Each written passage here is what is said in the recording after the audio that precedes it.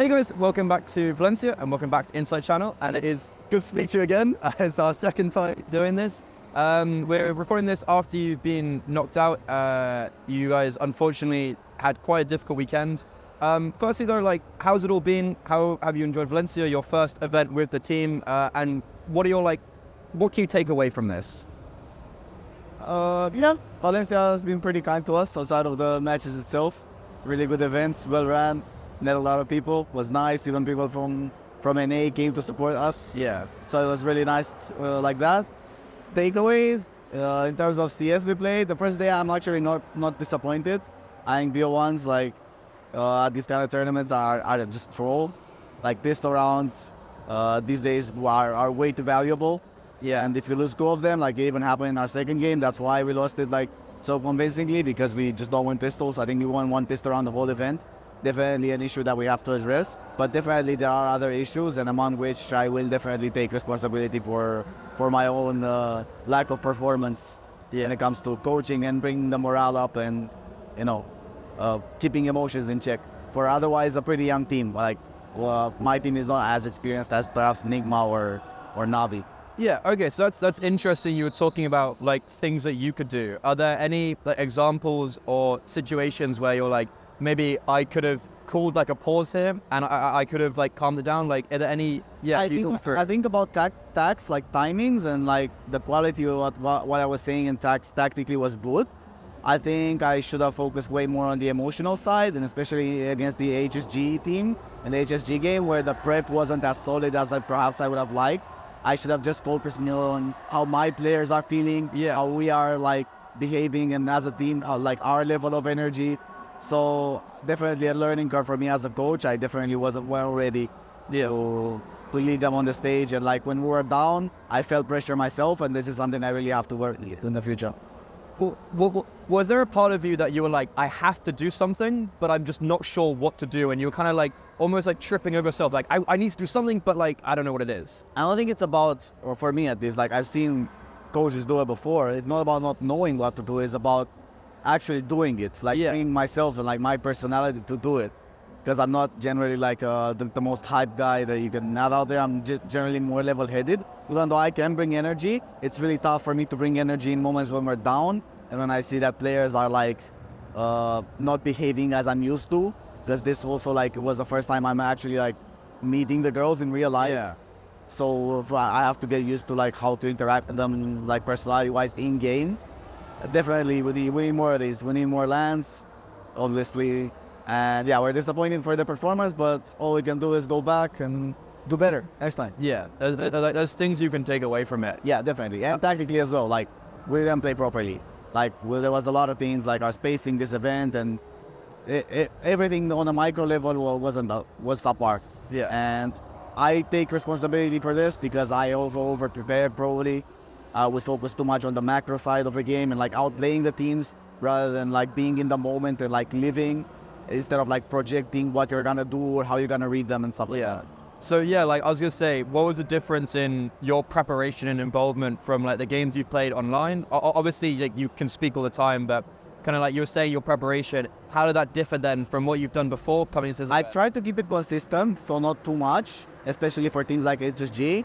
But I think because of the gravity of the situation, because of the importance of the matches, I actually went a bit overboard when in reality at LAN, I don't think preparation plays as important of a role. It's kind of crucial games where mental is 70-80% of who wins that game.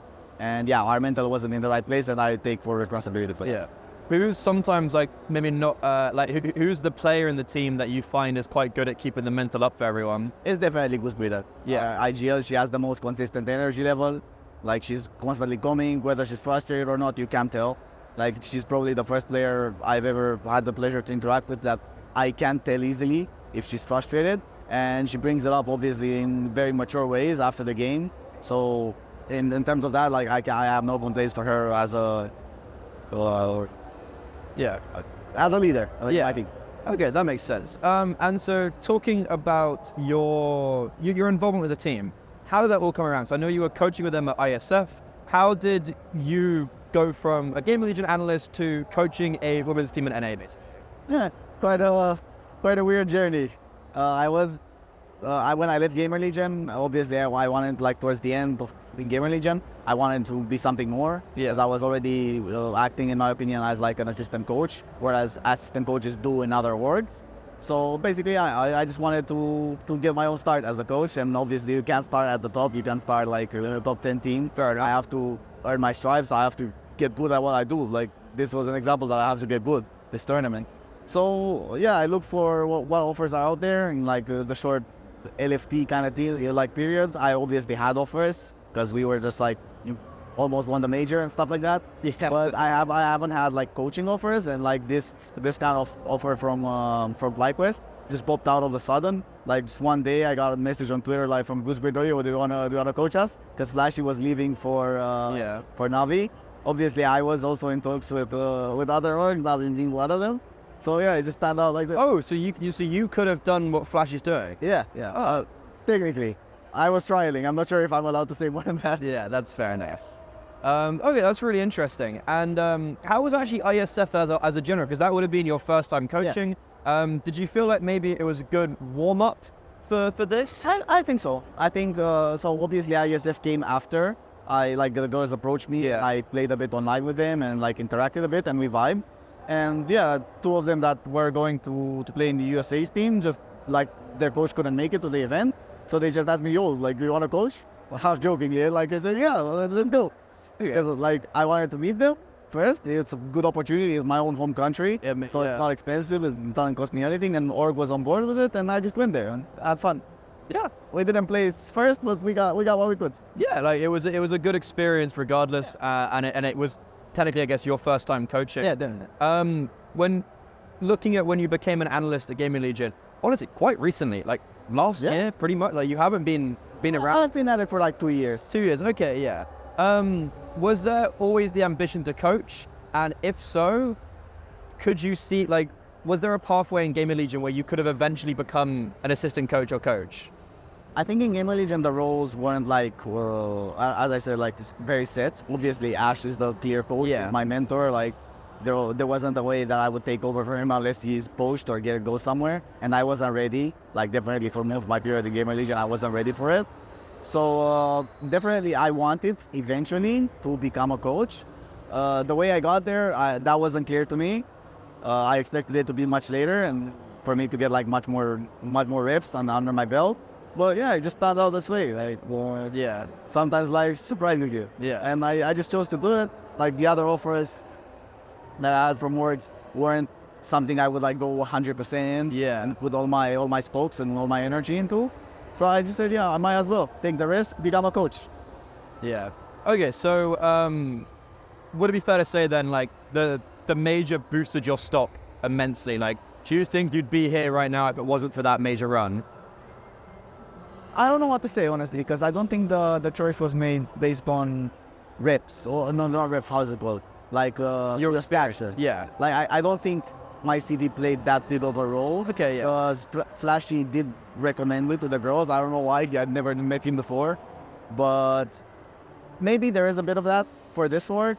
Maybe some of the other offers came because of this, but honestly, like, I think I've, like, as an analyst, I've accomplished just as much as any other decent level tier 1 analyst has out there. Okay, that makes sense. And looking at your style of coaching, do you want to break down your style of coaching and what you are trying to achieve as a coach with your team? Yeah, well, it's a bit hard to say after this event, after our performance. I think my style, I would separate it in like CT and T. On CT, I like being aggressive, obviously the heroic example, the heroic way of playing the game, like a hive mind, constantly being aggressive, taking space where it makes sense, not letting your opponent breathe, basically. That's the best way to defend, in my opinion, just offense and calculated offense and that, and operating together and coming. And on T side, I am more on the preparation side. Obviously, I'm not the biggest fan, like Gamer Legion was a defaulty team and we were like mid-round a lot or whatever.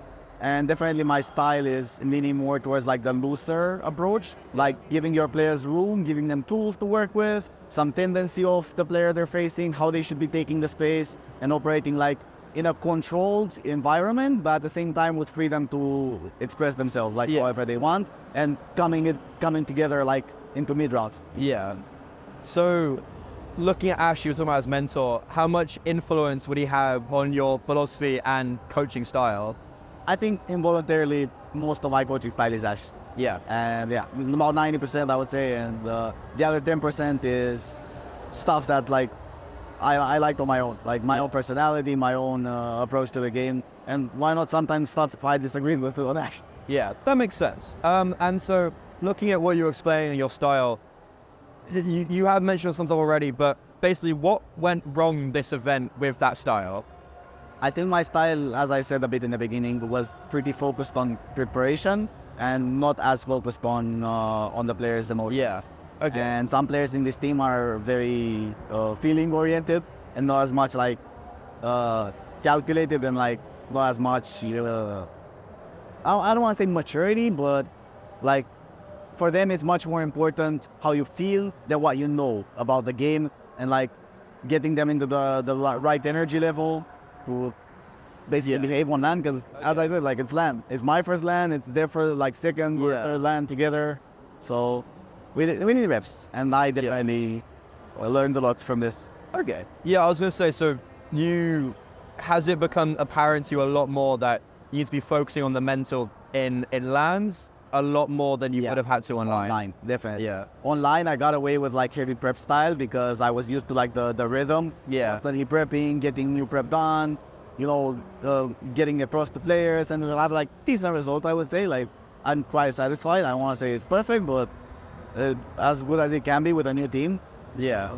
But online, definitely I needed to completely shift the approach, and I can now see why Ash like on the major was like so much more involved than he would have been online with like the players, like getting them reeled in and the good atmosphere and stuff like that. Obviously, as an analyst, I contributed to that, but my main job wasn't that. It didn't show whether my energy level was good or not that much on the players. But as a coach, definitely I need to reel myself in. I was gonna say, so like from my perspective, you're kind of getting used to being an analyst to a coach. Yeah. And like it's really good that you have the analytical mind, but now you need to kind of, maybe if anything, tone down the analytic part in a sense. Would that be fair to say? Yeah, I think so. Yeah. I think coaches that come into it like from lower tier teams obviously have this disadvantage that they have to grind their way up. Like, because you have come from like I got the easy pass, like the free pass that people would say. Yeah. But I have my own set of challenges to overcome, and like I'm not ashamed to say that most of these coaches at this event like clear me very, very easily. Yeah. Okay. And so looking at the future, the NA Counter-Strike's gonna be very different next year. What are your plans and your expectations for FlyQuest Red? At first, like what's your plan expectations for next year, basically? Yeah. I'm not a fan, like, obviously I take this from Ash's philosophy. I'm not a fan of expectations in general. I think it puts unnecessary pressure on players. Obviously, organizations have expectations, and it's my job to mediate that between the players and like take that upon myself and not translate it to the players so it affects our gameplay. But yeah, like we're very confident in NA. Unfortunately, the scene isn't as developed as people would wanna. I'm talking about, like with the slots and like basically there's like this year, from what the girls told me, it's been the most competitive years like the scene has been in, and it tells a lot to me because I've seen the competition and it's nothing, like it's almost non-existent. Like I had such an easy time in preparing and like reading these kind of teams. Obviously it's not their fault, like organizational support is needed, and it has to be an effort made from organizers, from orgs and players themselves. It's like a vicious cycle, then somebody needs to start it somewhere. Yeah. Yeah, for the next year, just keep on grinding, keep on improving as a team. As like generic as that might sound, there's still a lot of stuff that we aren't doing to my vision, that we aren't doing correctly, and get as many reps as we can in NA. Although the practice isn't the best, like we have this disadvantage, we at least have an org, like an amazing org, helping us and flying us, getting us to boot camps in Europe. Yeah. So just try to improve as a team as much as we can. Okay. So you were mentioning how it felt quite easy for you in the season. do you think a little part of it is that the girls weren't as prepared coming into this level of Counter-Strike because they were so used to the NA level?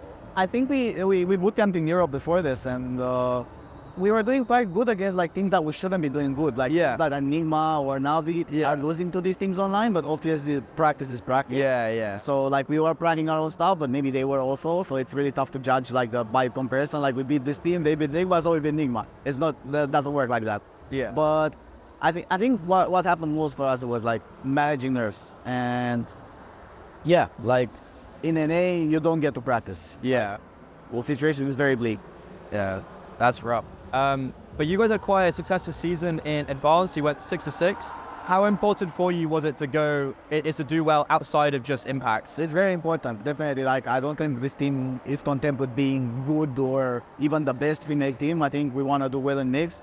Obviously, I think we have a rare opportunity in NA to be the first ever female team to make ECL. And I think the previous advanced season, like we lost a bunch of games that were in our favor. And yeah, it shows that we're not perfect under pressure yet, but also it shows the potential that we can actually do it. Yeah. So, yeah, GG go next. We have more seasons of advanced. Like people said that the girls haven't been doing as good in advanced as they are now. So I'm hopeful. I'm hopeful that we're going to keep improving, and maybe if they fix the economy, we can translate it at events, at female events. Yeah. And so there's been a lot of conversation with the distribution of spots next year. So taking away maybe like the pure criticism of that, what would have been your future and your like your hope for Impact and Women's League, and where would you want to see it continue, and would you say it's not exactly where it's going? What are your expectations basically, and what would you want? I obviously, like it goes without saying, I'm not satisfied with the changes, but I have the privilege to have come from the other side of the coin. Yeah. So I'm not like speaking strictly from an NA standpoint, like I'm patriotic or anything. I've been on the receiving end of like this circuit and this type of thing with the Louvre agreement for ESL and Blast. Like Gamer Legion would just not get invites to things, even though we're like winning stuff online, doing really good, at points like having like 13 maps winning streak, stuff like that. So I know how it feels, and I know like EU teams and definitely like orgs in EU that are in partnership with ESL want their teams to be at Impact. So I don't think the solution would have been to just like take away already developing and hard like teams that are already face a lot of hardship, like NA or South America or even Asia and Australia. Like nobody cares about them, and HFG owned us. That shows a lot. So I think PSL really needs to reconsider and simply just expand the event. Like for the Impact Finals, which is the equivalent for the Pro League Finals, we should have 12 teams. Like, I don't think that's a debate. Okay. The level is good enough now that you can have 12 competitive teams two from each region, like NA, South America, and Oceania. Okay. Well, yeah, it's really cool to hear your take on it. I've been asking kind of everyone, like, what would you want to see? And it's really cool to hear what you're talking about. And with that in mind, thank you so much, Munstur. The game has just ended, so we gotta go.